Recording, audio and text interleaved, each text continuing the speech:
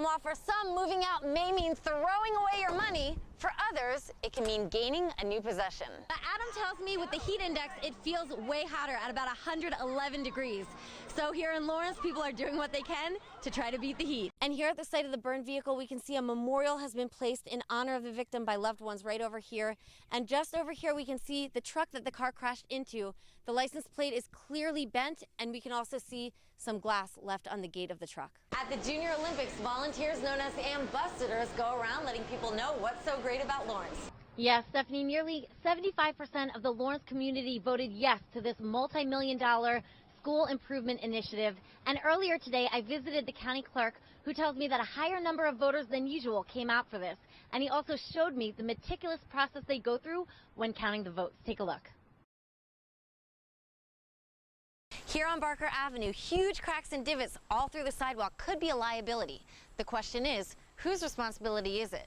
The city's or individual homeowners? Barker Avenue resident Brad Risher returned from vacation to find a letter from the city. It said we have less than a month till July 31st to fix our sidewalks. He says his family's not the only one frustrated by the news. I know a lot of people, there's no way they're going to have the money and the means to fix this. The equipment that's going to be required to jackhammer all this concrete up. According to one contracting company, an individual homeowner fixing one portion of a sidewalk could cost anywhere from $1,000 to $3,000. Courtney Shipley, who co-chairs the Lawrence Association of Neighborhoods, argues fixes like this should be on the city, not individuals. You may be the kind of person who comes home and never uses your sidewalk, drives to work, never has time to be out walking, while all your neighbors and school children and elderly people using it for exercise or bicyclists are using it all day and they're not paying anything.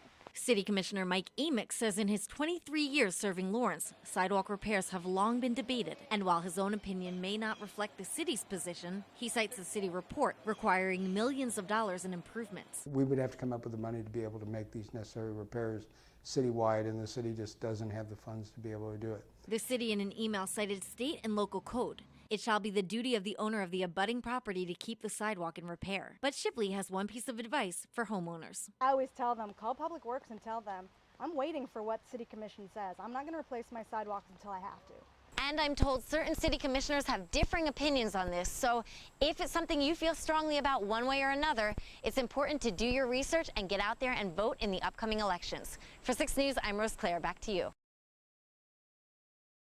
As you can imagine, with 19 candidates, each given a max of 15 minutes on the floor, a lot of issues and credentials were mentioned.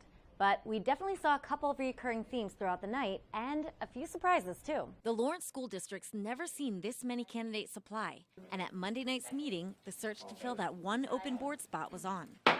Each brought their own background and experience to the table. I'm a father of 4 children. I'm an educator by choice. I have a bachelor's degree in engineering. I'm a veteran of the U.S. Armed Forces. I'm a fellow of the American College of Physicians. And many had specific issues to address. Improved transportation for students. But 2 recurring themes kept popping up over. This equity issue has come up. Integrating equity and cultural competency. And over. The community deserves to have a school board reflect that diversity as well. And over again. But the equity is going to be even bigger next year and this year because of the funding that is coming from the state and the federal government. Really due to reduction in funding at the state level. The pressing issues both statewide with the budget and front and center in Lawrence with diversity may be why concerned parents and citizens are lining up for this vacant school board spot. Education's kind of been in the limelight, from the funding issues which were brought up quite frequently tonight, and then with the equity issues. There's a wealth of just experience and resources within the candidates regarding those 2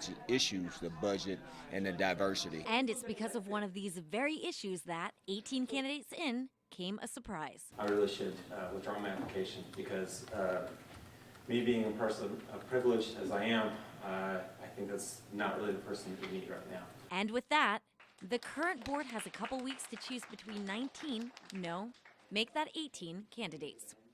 Now, along with those 2 issues that kept coming up, both budget and diversity, the candidates said they expect them to become even bigger in the next couple years, which is why they want to be a part of the school decision-making process now. For 6 News, I'm Rose Claire. Arts and crafts, animal-themed snacks, and of course, hands-on time with furry friends and hardbacks. I love camp. All take up kids' spring break time. where they might normally be hanging out at home with the parents. We have live animal programs. We have a lot of outdoor activities. There's a lot of hiking and getting outside. The week-long camp, which hosts kids aged 6 through 12 and holds its last day Friday, has different themes each day. Now, one of the themes for the kids this week was Monsters Among Us. So here we have the snake Elvira. This is a common king snake, or a speckled snake, which you can tell by the speckles on it. The snakes come out from hibernation in the spring, which is why the kids are learning about them and other animals that appear this time of year. I like how we get to see a lot of different animals. What's your favorite animal? All the animals. And maybe this camp is best suited for the animal lovers, like 7-year-old Asa Masters, who's been bit by the nature bug. You like the bunnies? If they don't bite. As long as the animals themselves don't bite. For 6 News, I'm Rose Claire.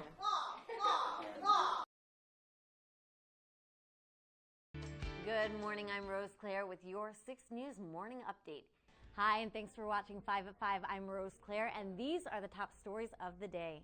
It's the party of the year, but not for you. Project Graduation provides a fun, safe, drug and alcohol-free environment. The question about city funding actually concerns an additional request from Peaslee Tech, which the school says it's taking care of without the city.